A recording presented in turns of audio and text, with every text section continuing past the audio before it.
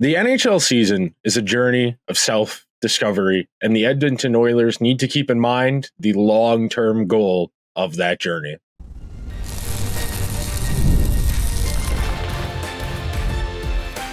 You are Locked On Oilers, your daily podcast on the Edmonton Oilers, part of the Locked On Podcast Network, your team every day.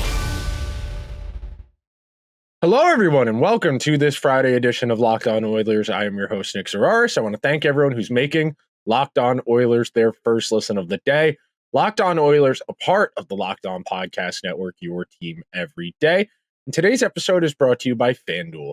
Place your first $5 bet, and you'll get started with $200 in bonus bets guaranteed. Visit FanDuel.com to get started. So on today's episode, we're going to take a bit of a philosophical approach to the Oilers' long-term goals. We're going to talk about getting the organizational perspective in line for the season. We're going to attack this angle. We are going to attack this from a few different angles. We are going to talk about why the Oilers need to be willing to take lumps right now to figure some things out. We're going to talk specifically about who and what combinations of players need a little bit of time for an honest evaluation. And then the final segment, we're going to talk about why I personally feel that patience is the way to go for this particular team. And I want to start this part of the conversation with a caveat or a disclaimer. Number one, every single team is different. I don't believe that what the Oilers should do to figure out and solve their problems is what the Nashville Predators should do to figure out their problems, or what the Columbus Blue Jackets should do, or what the New York Rangers or the Boston Bruins. I think it's really important to understand that because every team is so different, because every team has different players, they have different organizational philosophies, you are not going to be able to have blanket one-size-fits-all rules for good habits and good organizational management. You know, I'll give you an example here.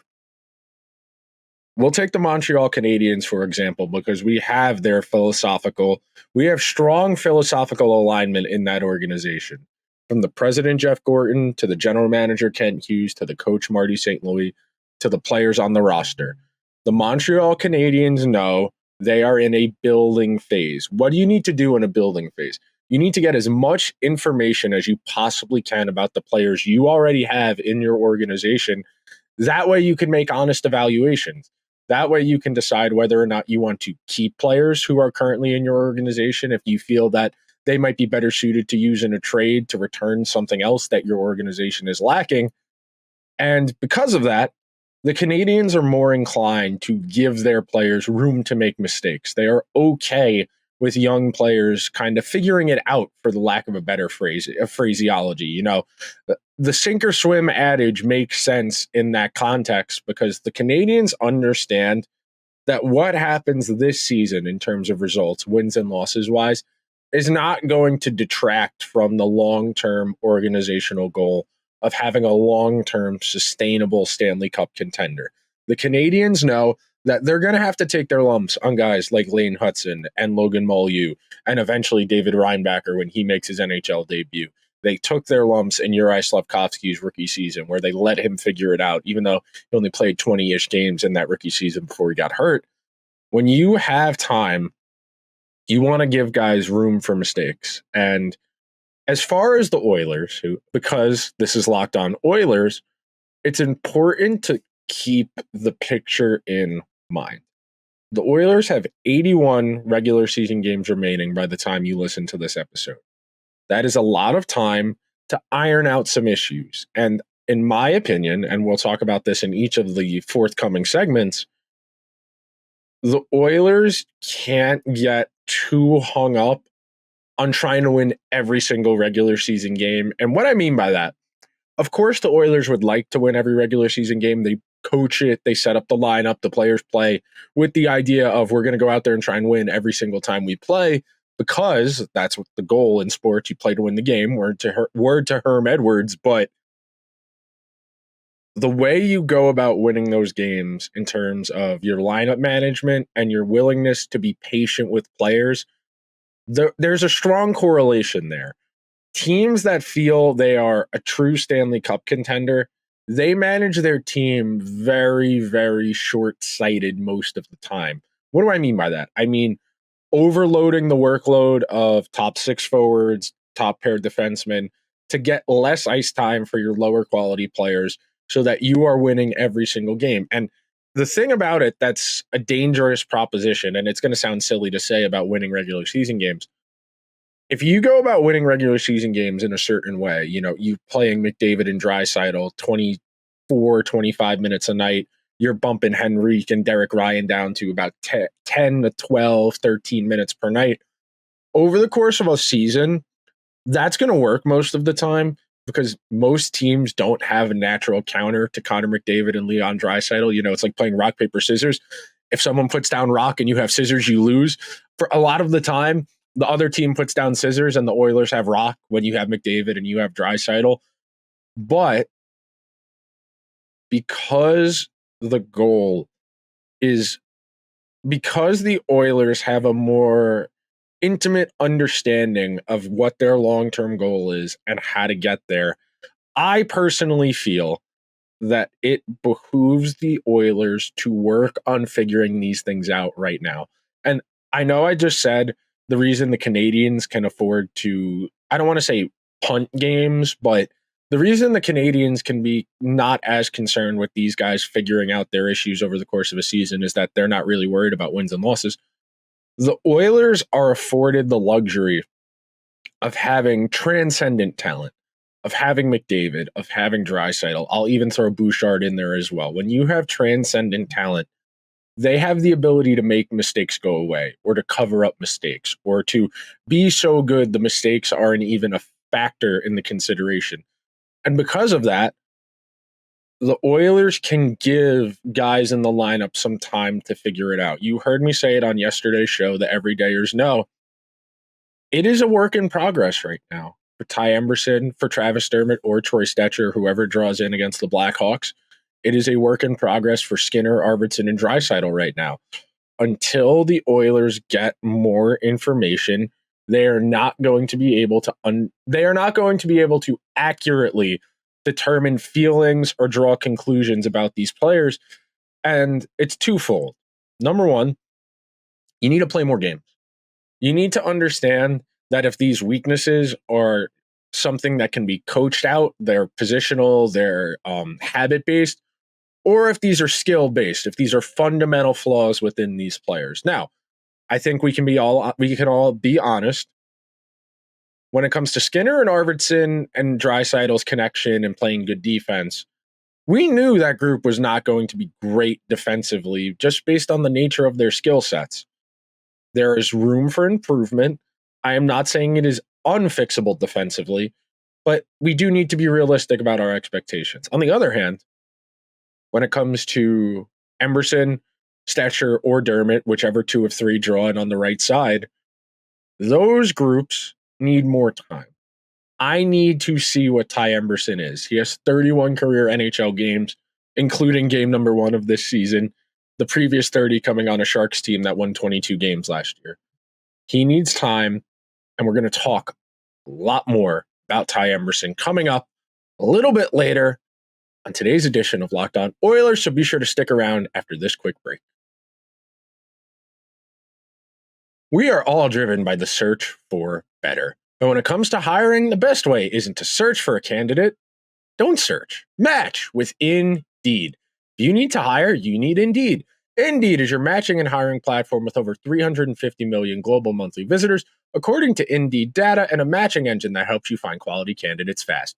Ditch the busy work. Use Indeed for scheduling, screening, and messaging so you can connect with candidates faster. And Indeed doesn't just help you hire faster. 93% of employers agree. Indeed delivers the highest quality matches compared to other job sites, according to a recent Indeed survey. One of the things I love about Indeed is that it makes hiring all in one place so easy because everything is all in one place. Indeed leverages over 140 million qualifications and preferences every day. Indeed's matching engine is constantly learning from your preferences, so the more you use Indeed, the better it gets. Join more than 3.5 million businesses worldwide that use Indeed to hire great talent fast. And listeners of this show will get a $75 sponsored job credit to get your jobs more visibility at Indeed.com/lockedon. Just go to Indeed.com/lockedon right now and support our show by saying you heard about Indeed on this podcast. Indeed.com/lockedon. Terms and conditions apply. Need to hire? You need Indeed. Thank you to everyone who is hanging out on this Friday edition of Locked On Oilers as we head on into the weekend. The Oilers are set to take on the Blackhawks Saturday night hockey night in Canada. I, for one, am not usually the patient type. And I want to preface this part of the conversation with this because I do think it's important.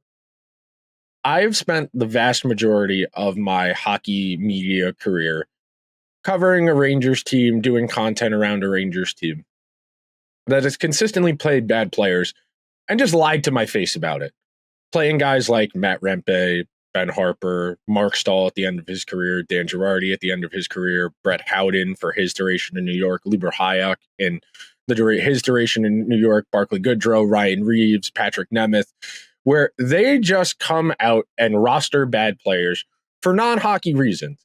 They roster bad players because they want to be tough. They roster bad players because they want to have good energy in the locker room, as if these aren't professionals who have a reasonable expectation of being able to perform, even if they're not in a great mood.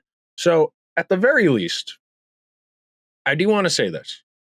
I am not here to say that this is unfixable, and I am not here to say that they don't eventually need to make a decision. You know, I talked about that a lot on Thursday of how much time are we willing to give these guys to figure out these issues, whether they are, like I said, if these are fundamental flaws, skill-based that can't be fixed, or if these are coaching points that can be worked on and improved over the course of a season.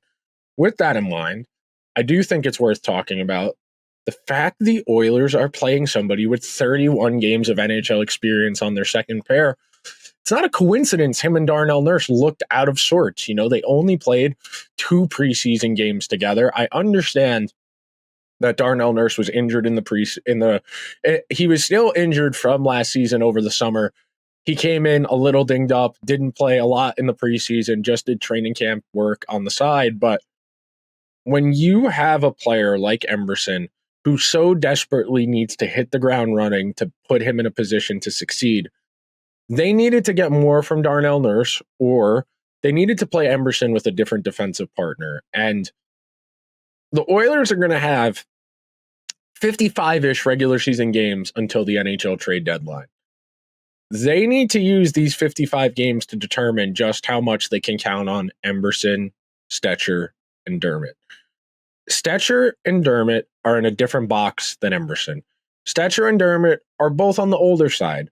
They both have NHL experience. They both have, for various reasons, in Dermott's case, and frankly in Stecher's case, it's been injuries where injuries have knocked them out of seasons. Teams haven't felt comfortable prioritizing them because of the injury histories. Because of that, they've kind of floated around team to team. They've had opportunities to stick, but without that consistency of availability, you know, the most important ability is availability, like the old heads like to say. Without that, the Oilers are going to need an honest account of whether or not they trust Ty Emberson going into the postseason. And at a certain point, the Oilers are going to have to make a decision, because we have operated, or I should say I, and by extension you, the listeners of Locked On Oilers, we have operated under the assumption that the Oilers are going to be adding a defenseman at the NHL trade deadline on March 5th.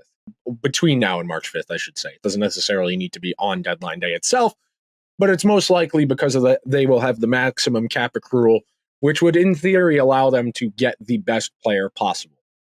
Until the Oilers have a fair and honest sample size of Emberson in their system, with their forwards, and with whatever defensive partner he ends up settling with for the majority of the season, he's not somebody I'm ready to jump from.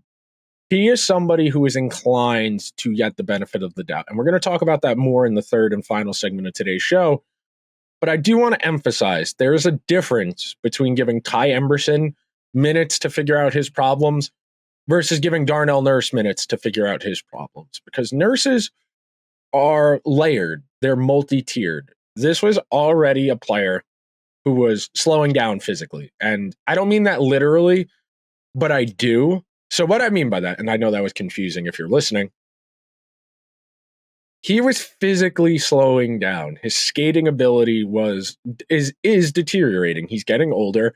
He has to pick and choose his spots a little more conservatively as far as using energy and when to pinch and when to hold and when to go for a hit and when to play position. But you have that. You have a physically declining player. You can join that with injury, which he's clearly not 100%. And I do think it's an issue. The fact that the Oilers had two players injured at the end of last season in Nurse and Kane. And instead of getting those treatment decisions squared away as early as possible in the summer, they both went about a physical therapy route, which I understand if you're a player. If you are a player, you are going to opt for physical therapy over surgery every time because the turnaround time on physical therapy-based recovery as opposed to surgery is faster. You get lower body surgery for a hip or a knee. We're talking months here. Physical therapy, yes, that's months, but you can be more proactive, whereas you have surgery, you're on the lam for at least a week or two after the surgery itself. And then you need to do physical therapy anyway to ramp back up for professional athletic competition. So the fact that both Nurse and Kane went about their off seasons, and then the Oilers came to camp and the Kane was like, yeah, he can't pass a physical, so we're going to LTIR him. And then for Nurse, the amount of responsibility Darnell Nurse has in terms of minutes and the responsibilities in those minutes as far as quality of competition, penalty kill, to have a player who is already on the decline come into camp in a physically compromised position, it's irresponsible. It is outright irresponsible for the Oilers to expect Nurse to play an entire regular season compromised when he's already a declining player. And that's what I mean as far as Nurse and Emberson should be afforded different levels of tolerance for their indiscretions and mistakes.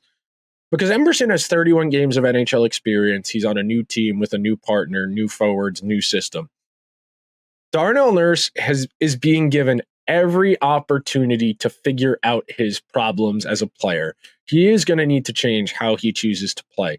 He is going to need to be more physically conservative and take a deeper defensive posture to mitigate his lack of foot speed. When you lack foot speed, you need to line up deeper to give yourself more room to be able to react to what the attacking player does. The problem with that is it typically allows the attacking player to build up speed. And if you are already playing in a deep posture, you're not going to have as much room to be able to move because you're going to be bearing down on your own goalie or on your own partner.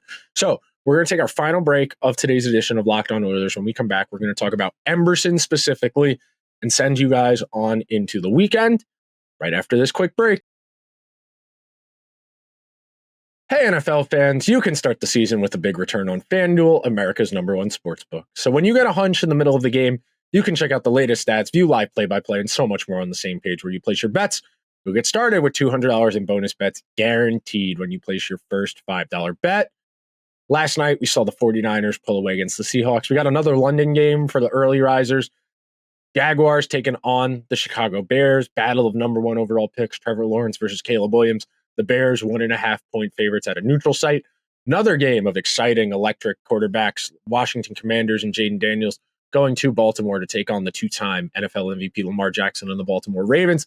The Ravens 6.5-point home favorites. My favorite game of the weekend, though, Kyler Murray and the Arizona Cardinals heading up to Green Bay to take on Jordan Love and the Packers. The Packers 5.5-point home favorites. And then Sunday Night Football, Joe Burrow and the Cincinnati Bengals coming to New York to take on the New York Football Giants. The Giants 3.5-point home underdogs. It does seem like Malik Neighbors won't be able to go as he is yet to clear concussion protocol.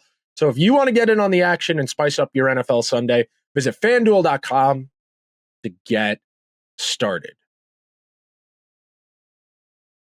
Thank you to everyone who is hanging out on this Friday edition of Locked On Oilers as we move on into the weekend.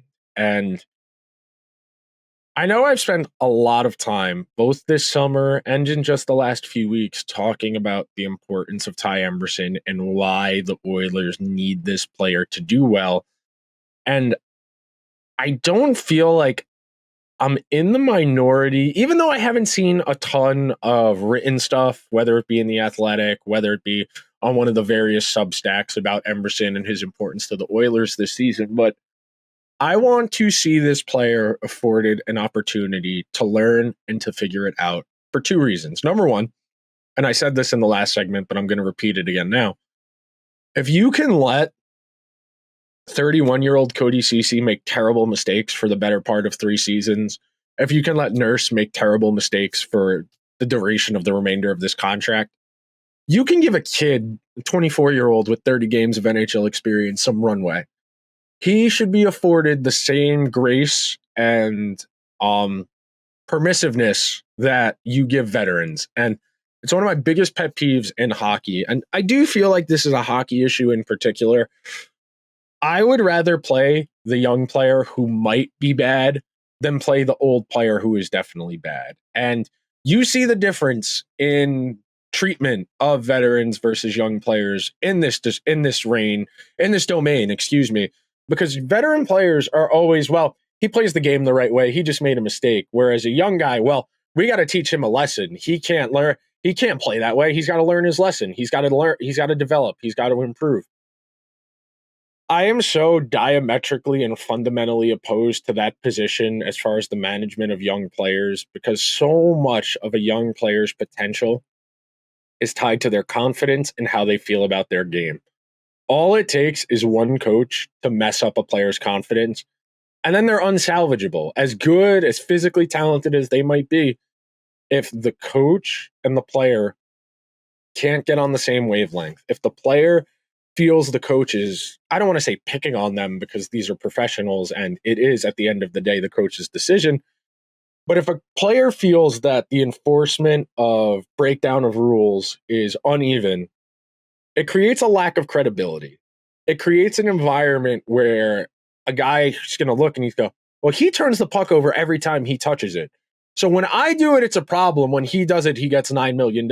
And that would be my position. If I was a guy who was trying to find my way at the NHL level as I don't want to say a kid, because 24, at that point, most NHL players have been in the league for a year or two at least. But if I can't be given an opportunity to figure it out, why are these guys? Why are the guys who are expensive given more opportunities? I only cost you $9.25 against the cap. I can get better.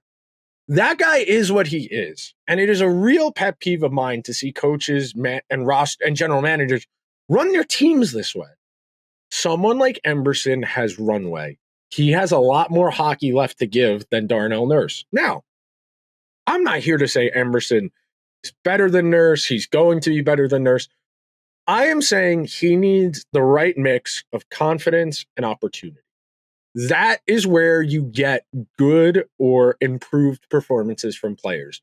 They need runway to find themselves as players. If you can afford a young guy opportunity to make mistakes and still get back out there without losing a shift, then okay, let's play the guy and figure it out. And I don't want to see it, and it will happen at some point this season.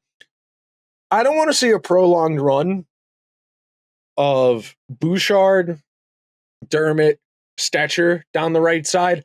I want the Oilers to take their lumps. I want the Oilers to take their lumps. I want Emberson to get the opportunity to figure it out. Because if he figures it out, okay, our need at the trade deadline just became a little bit easier to come by. If we play 55 regular season games and Emberson and Nurse, or Emberson and Ekholm, or Emberson and Kulak, whatever, have worked, then we only need to add a middle-ish defenseman as opposed to a top 4 defenseman. And, it's hard.